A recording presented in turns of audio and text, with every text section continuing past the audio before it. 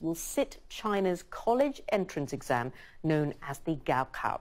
Now, it's often criticised for putting too much pressure on students like these, but its results are increasingly accepted at universities outside China.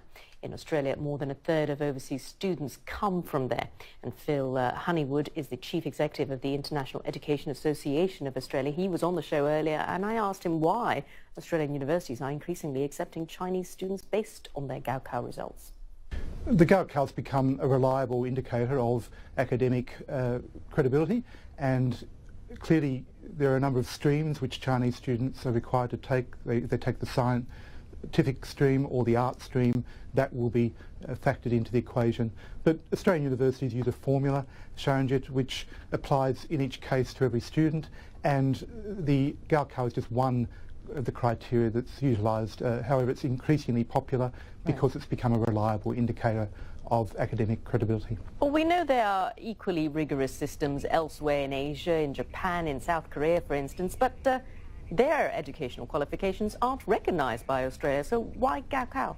Already we have a situation in which the Chinese have a very credible world ranking systems for universities, which place American, Australian and UK universities, for example, in the top 100, and that ranking system is just one indicator that the Chinese take very seriously education quality, and Australia has made a very big industry out of international education. It's our third largest industry now, $20 billion a year.